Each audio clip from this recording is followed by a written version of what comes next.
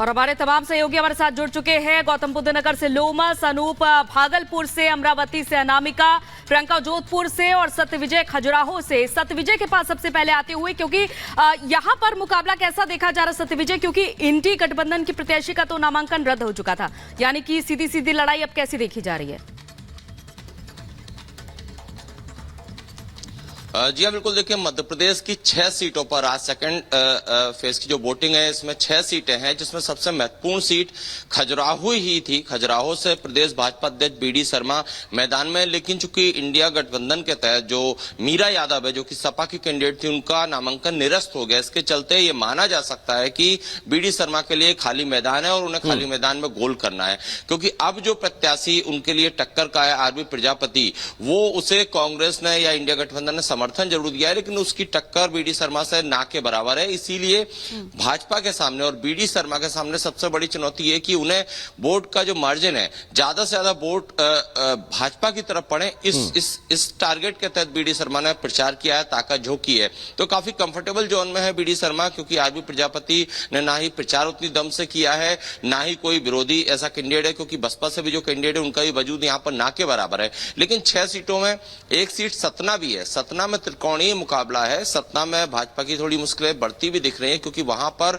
बसपा से नारायण त्रिपाठी उतर गए हैं, जो कि वहां पर ब्राह्मण वोट जो है वो काट सकते हैं, जिसके चलते जो सतना सीट है, जहां से कि गणेश सिंह प्रत्याशी है, उनकी मुश्किलें बढ़ सकती है। तो जो 6 सीटें हैं, उसमें फिलहाल हम खजुराहो के बूथ पर हैं। बिल्कुल, अब देखने वाली बात होगी कि आखिर किस तरह की स्थितियां इन 6 सीटों पर भारतीय जनता पार्टी और कांग्रेस या फिर अलग अलग दलों की रहती है। वापस लौटेंगे सत्यविजय आपके पास। अनामिका पांडे हमारे साथ जुड़ चुकी हैं, अब मथुरा पहुंची हुई है, और हेमा मालिनी की सीट। अनामिका, किस तरह के सियासी समीकरण आज देखने को मिल सकते हैं? थोड़ी देर में इस पर भी बात करेंगे हम दीपेश, लेकिन अभी मैं तस्वीर दिखा दूं कि तैयारियां कैसी यहां पर हो रही हैं, क्योंकि हेमा मालिनी के आगे कोई बहुत मजबूत चुनौती यहां देखने को नहीं मिल रही है और यहां के लोग भी एक बार फिर हेमा मालिनी पर भरोसा जताने के लिए तैयार हैं। लेकिन जब रिजल्ट आएगा तब तस्वीर और ज्यादा साफ हो पाएगी। लेकिन तैयारी अभी देखिए, यहाँ पर सुरक्षा के पुख्ता इंतजाम है। तमाम जो कर्मी हैं, जो अधिकारी हैं, जिनकी ड्यूटी यहाँ लगाई गई है, सुरक्षा के जो इंतजाम है, वो सभी लोग यहाँ मौजूद हैं और रात से ही अपनी ड्यूटी पर तैनात हैं। मैं इस वक्त मथुरा के ही एक आदर्श पोलिंग बूथ पर हूं, जो कि स्कूल में बनाया गया, और हम देखते हैं अमूमन पोलिंग बूथ स्कूल में ही, सरकारी स्कूलों में बनाए जाते हैं, जिससे कि लोगों को पहुंचने में दिक्कत ना हो। व्यवस्थाएं यहां पर धीरे धीरे की जा रही हैं। हमने जो रिपोर्ट दिखाई अभी, उससे बताया भी कि कैसे व्यवस्था की गई है। वही व्यवस्था यहां पर भी है, फिर चाहे व्हीलचेयर की व्यवस्था हो, चाहे पानी की व्यवस्था हो। तमाम जो यहाँ पर लोग तैयारी के लिए पहुंचे हुए हैं, सभी लोग, एक बार इनसे बात भी करती हूँ। सारी तैयारियां पूरी हो गई? हाँ सर, मैडम पूरी तैयारी है मैडम। पूरी तैयारी मैडम। हाँ, कब से यहाँ पर खड़े आप लोग? हम 4 बजे आ गए हैं। 4 बजे आ गए थे। तो कल आप लोगों ने क्या व्यवस्थाएं की थी यहाँ पर कि लोग आए, दिक्कत ना हो? जो मैडम सबसे जो टेंट वगैरह जो राय गद्दा की व्यवस्था की थी, कुर्सियों की व्यवस्था की थी, सभी व्यवस्था की थी, पानी व्यवस्था की सभी व्यवस्था की थी। अच्छा, गर्मी बहुत ज्यादा है, इसके लिए खास इंतजाम क्या किए गए? जो बुजुर्ग यहाँ पर वोट करने के लिए आएंगे, उन्होंने ज्यादा पंखा की व्यवस्था करवाएंगे। हाँ, और जैसे यहाँ पर धूप ज्यादा हो जाएगी तो तब क्या व्यवस्था होगी? पंडाल की व्यवस्था बनवा देंगे, तनवाने की, जो यात्री जो लगे हैं, गर्मी में नहीं मरे कोई। तो देखिए, ये तमाम कर्मी हैं जिनकी पोलिंग बूथ पर ड्यूटी लगाई गई है, जो व्यवस्थाओं को देख सकेंगे और बता रहे हैं ये कि किस तरह से लोगों के लिए इंतजाम किए जाएंगे जब लोग यहां पर पहुंचेंगे। भागलपुर का रुख करते हैं। भागलपुर से अनूप इस वक्त हमारे साथ जुड़े हुए हैं। अनूप, भागलपुर में क्या तैयारी देख पा रहे हैं मतदान को लेकर आप?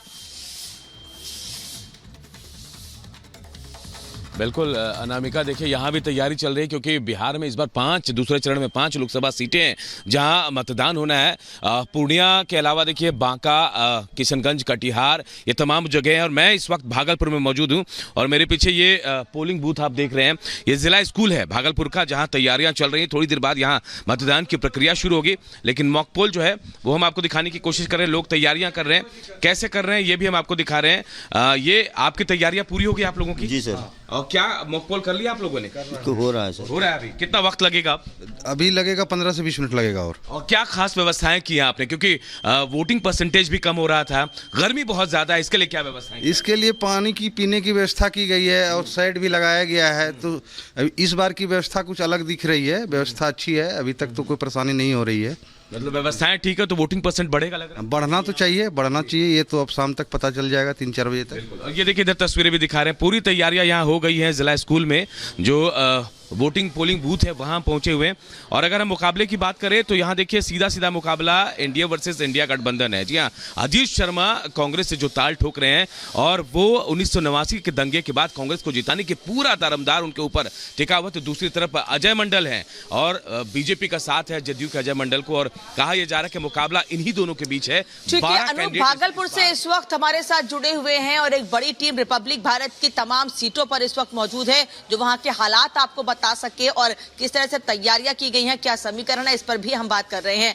राजस्थान की हॉट सीट है जोधपुर, जहां से गजेंद्र सिंह शेखावत एक बार फिर मैदान में है। जनता कितना भरोसा जताएगी उन पर यह वक्त बताएगा। लेकिन प्रियंका, क्या तैयारी है जहां पोलिंग बूथ पर आप हैं वहां क्या देख पा रही हैं? देखिए, अपने दर्शकों को हम बता दें, इस वक्त मैं न्यू गवर्नमेंट स्कूल पर हूं और यहां पर ठीक 7:30 बजे गजेंद्र सिंह शेखावत जो है वो पहुंचेंगे मतदान के लिए। और लगातार उन्होंने लोगों से भी यही अपील की थी कि पहले प्लीज आप जाएं, घर से बाहर निकले, मतदान करें और फिर जलपान करें। ये तीसरी बार है जब बीजेपी ने गजेंद्र सिंह शेखावत पर अपना दांव आजमाया है और यहाँ पर जो कड़ी टक्कर है वो राजपूत वर्सेज राजपूत की है। अब ये देखना होगा कि किस राजपूत पर जनता भरोसा जताती है। लेकिन अगर यहाँ पर हम पीछे सवाई माधोपुर की बात करें, जोधपुर की बात करें या आगे झालावाड़ की बात करें, यहाँ पर तीनों ही तरफ बीजेपी के वो प्रत्याशी हैं जिन पर एक नहीं, दो नहीं, बल्कि किसी पर तीसरी बार तो किसी पर 5वीं बार बीजेपी ने दांव आजमाया है। आज राजस्थान की 13 सीटों पर मतदान है, कुल मिलाकर 25 सीटें हैं और आज जो है पूरा जो 25 सीटों का एक चुनाव है वो आज पूरा समाप्त हो जाएगा। अब ये देखना होगा कि पिछली बार जो वोटिंग परसेंटेज कम था आज वो ज्यादा होगा या नहीं होगा, क्योंकि जोधपुर को सन सिटी और ब्लू सिटी कहा जाता है। इस नीली नगरी में तापमान इतना ज्यादा होता है गर्मी का कि लोग अपने घरों से निकलने में थोड़ा सा परहेज करने लगते हैं, लेकिन जितना जल्दी वो जोधपुर में क्या तैयारी है और जोधपुर के लोग कितना वोट करने के लिए निकले, ज्यादा से ज्यादा वोट करने के लिए निकले, इसके लिए क्या तैयारी है ये प्रियंका बता रही हैं। लोमस का रुख कर लेते हैं जो इस वक्त गौतम बुद्ध नगर से हैं। नोएडा से महेश शर्मा को एक बार फिर टिकट दिया गया है लोमस।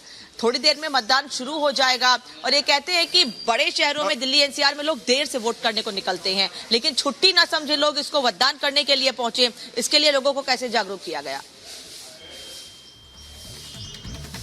बिल्कुल साफ तौर पर अनामिका आप देख सकते हैं कि कुछ ही देर के बाद ये मतदान शुरू हो जाएगा। आपको बता दें कि यूपी में आज 8 सीटों में मतदान होना है, उसमें से गौतम बुद्ध नगर भी एक सीट है जहां आज मतदान होंगे। और साफ तौर पे यहां पे बीजेपी ने तीसरी बार महेश शर्मा पे भरोसा किया है, उनको तीसरी बार टिकट दिया है, लेकिन उनके सामने जो दूसरे तमाम पार्टी के उम्मीदवार हैं वो काफी बड़ी चुनौती पेश कर सकते हैं। हालांकि आप साफ तौर पर देख सकते हैं महेश शर्मा को लेकर के ये कहा जा रहा है कि जो 2014 में उन्होंने करके दिखाया, जो 2019 में करके दिखाया, वो 2024 में भी करके दिखाएंगे। लेकिन जो विपक्षी हैं, जो इंडिया गठबंधन के लोग हैं और जो उनके उम्मीदवार हैं, साफ तौर पे वो कहते हुए नजर आ रहे हैं कि इस बार मामला काफी टाइट है। लेकिन आपको बता दें कि जो पोलिंग बूथ है वहां पे विशेष इंतजाम किए गए हैं, क्योंकि आप देखते हैं कि दिल्ली एनसीआर के लोग काफी देर से वोटिंग करने के लिए निकलते हैं। लेकिन हमने ये भी देखा कि जो पोलिंग बूथ है वहां पे अभी से भीड़ लगना शुरू हो गया। जो वोटर्स हैं अभी से भीड़ लगा करके वहां खड़े हो गए, क्योंकि कुछ देर के बाद जैसे दिन चढ़ेगा वैसे वैसे गर्मी तेज हो जाएगी। चलिए, अच्छी बात है कि कम से कम नोएडा में लोग बड़ी संख्या में वोट करने के लिए निकले और सुबह से ही अगर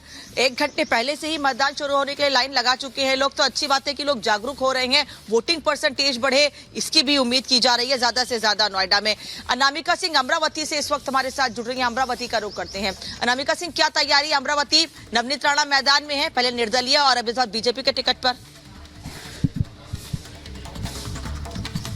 और देखिए, मेरी मौजूदगी भी उनके आवास के बाहर ही, क्योंकि जानकारी दरअसल मिली है कि वो कुछ देर के बाद बजरंग बली के दर्शन करने के लिए जाएंगी। इसके बाद सबसे पहले अपना वोट कास्ट करेंगे, इसके बाद वो क्षेत्र में जाएंगी बाहर घूमने के लिए। लेकिन देखिए, जो मेरी मौजूदगी है इसकी ठीक बगल में आप जो पोलिंग बूथ देख रही हैं इसी गली के आगे, वहीं पर जाना नवनीत राणा को। लेकिन इसके पहले वो बजरंग बली के मंदिर जाएंगी जो उन्होंने खुद बनवाया हुआ है। अगर अमरावती की फाइट की बात की जाए तो इस बार उनका मुकाबला कांग्रेस के बलवंत वानखेड़े से होने वाला है। बलवंत वानखेड़े इसी लोकसभा के अंतर्गत आने वाली दरियापुर सीट से विधायक है और इस बार चुनौती भी है। हालांकि की महत्वपूर्ण बात यह है दरअसल इस सीट को लेकर कि इस बार न ही एकनाथ शिंदे के गुट से कोई प्रत्याशी है, न ही उधर सेना के यहाँ पे कोई प्रत्याशी है, यानी कि जो सीधा मुकाबला है सीधे सीधे बीजेपी कांग्रेस के बीच में ही दिखाई दे रहा है।